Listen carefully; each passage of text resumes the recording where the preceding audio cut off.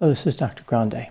Today's question is, can I analyze the case of Theresa Knorr? Just a reminder, I'm not diagnosing anybody in this video, only speculating about what could be happening in a situation like this. If you enjoy this video, please like it, subscribe to my channel, and consider supporting me on Patreon. I will put the link to Patreon in the description for this video. First, I'll look at the background of this case, move to the timeline of the crimes, then offer my analysis. Theresa Knorr was born in Sacramento, California on March 14, 1946. Her father was an assistant cheesemaker, and her mother worked in a lumber company operating a machine that made pencils. Theresa had one older sister. Theresa's father was diagnosed with Parkinson's disease and had to leave his job. Her mother was the only one in the family earning money. Her mother was described as morbidly obese, and she had diabetes. She collapsed from heart failure on March 2, 1961, while standing next to Theresa in a market. Theresa watched her mother die right in front of her. Her mother was only 53 years old. Theresa's father was forced to sell the family home without the income that her mother used to generate. Theresa married a man named Clifford Sanders in September of 1962 when she was 16 years old. This was the end of her time in high school. She did not return for her junior year. Theresa had a son named Howard in July 1963. Her marriage to Clifford was less than ideal. Theresa routinely accused Clifford of being unfaithful, and he had a drinking problem. In June 1964, Theresa claimed that Clifford punched her in the face, but she refused to press charges. On July 6 of that same year, Clifford informed Theresa that he was leaving her. This was one day after his 23rd birthday. He would not make it to his 24th. Clifford had packed his belongings and was ready to leave the residence when Theresa retrieved a Winchester lever-action rifle chambered in .30-30, a cartridge that is often used for hunting deer, but she had a slightly more husband-like target in mind. Theresa shot Clifford one time in the chest. He did not survive. Some reports indicate that he was shot in the back, but the bullet also passed through his wrist, as if he was holding his hand up as he was being shot. This is not consistent with being shot in the back. Theresa told the police that Clifford was physically harmful and consumed excessive quantities of alcohol. She shot him in self-defense. Family members of Clifford said that he was not violent, although they did have to admit the alcohol part. Despite Theresa's claims, she was arrested and tried for murder. On September 22, 1964, she was found not guilty, which was a verdict that no one could explain other than to say that Theresa was pregnant at the time. Maybe this led the jury to view her more favorably. After being acquitted, Theresa asked for the rifle back. I guess it had sentimental value. In March 1965, Theresa had a daughter named Sheila. Theresa met another man not long after this, but they broke up because she was having sex with his best friend. She then met a man named Robert Knorr and quickly became pregnant. They married in July 1966. Theresa would have a daughter named Susan in September of that same year. In September of 1967, Theresa had a son named William. In December 1968, she had a son named Robert. And in August 1970, she would have her sixth and last child, a daughter named Terry. Theresa and her husband did not get along very well. They physically attacked each other several times. In December 1970, Robert left Theresa. In 1971, Theresa married a man named Robert Pulliam. He thought that she was having an affair, which led to him divorcing her in 1972. In August 1976, Theresa married a man named Chester Harris. The marriage only lasted for 2 months and 7 days. Theresa and her 6 children lived in Orangevale, California for a while. After Howard moved out, Theresa moved to an apartment in another neighborhood in Sacramento with the 5 remaining children. Her behavior changed significantly at this point.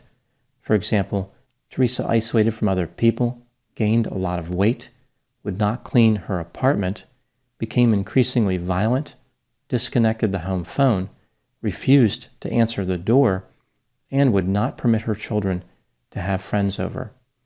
Over the course of several years, she mistreated her children in a number of ways, including threatening to kill them and physically striking them. She often used a 1x4 wooden board with electrical tape wrapped around the end for a handle. She called it the board of education. Over time, Theresa started to focus a lot of her aggression towards Susan. After one particularly violent attack, Susan ran away from home. The police found her and transported her to a mental hospital. Susan told the staff about what was going on in her home. Theresa offered them a different story, claiming that Susan was mentally ill. Social workers investigated Susan's claims. They interviewed her 4 siblings, but they did so with Theresa present in the same room. The siblings denied all of Susan's allegations against their mother, and Susan was forced back into the apartment. After this, Theresa's anger was completely out of control. She pulled Susan out of school and would not let her leave the house. Theresa eventually pulled all of her children out of school. She physically struck Susan frequently and handcuffed her to the kitchen table, only releasing her on occasion. This went on for 2 years. Susan repeatedly begged for her mother to let her go, saying that she wouldn't tell anybody about what happened. She would just disappear. On one occasion in 1984, when Theresa was on a rampage, she released Susan from the handcuffs and put Terry in charge of watching her to make sure that Susan didn't go anywhere. Theresa gave Terry a .22 caliber pistol and told her to shoot Susan if she moved. Theresa went into the kitchen to make oatmeal. Her son William was helping her. He accidentally dropped the spoons on the floor, which startled Terry and led to her pulling the trigger. The gun discharged and Susan was struck in the abdomen. There is another story about how this happened, which says that Theresa shot Susan. I think this is a more straightforward explanation, but there's no way to know for sure what happened. Theresa responded to the shooting by cleaning the blood from the carpet. She eventually treated the wound and Susan survived. Susan continued to ask to leave the house and disappear. Eventually, Theresa decided to approve her request, but first she wanted to remove the bullet because she did not want to risk that evidence being discovered. Robert removed the bullet under the supervision of Theresa, but this led to Susan becoming infected and slipping into a coma. On July 16, 1984, Theresa tied Susan up and put her in the back of her car. Theresa ordered William and Robert to come with her. She needed their help to drop off Susan. Theresa drove to a remote area and ordered her sons to place Susan and her belongings on the side of the road. Theresa then ordered her sons to cover Susan with gasoline and set her on fire. Susan did not survive. Her body was found the next day, and the police started investigating. After murdering Susan, Theresa started focusing her attention on Sheila, accusing Sheila of transmitting a disease to her. Theresa tied Sheila up and locked her in a closet.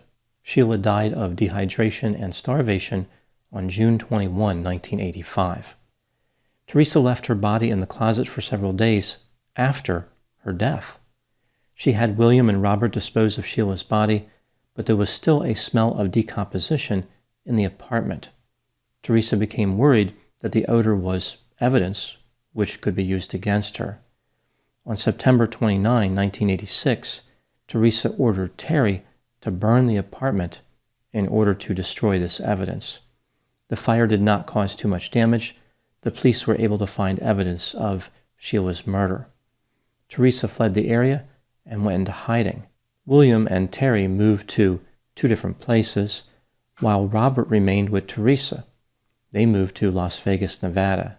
Robert was arrested in November of 1991 after killing a bartender during a robbery. He received 16 years in prison.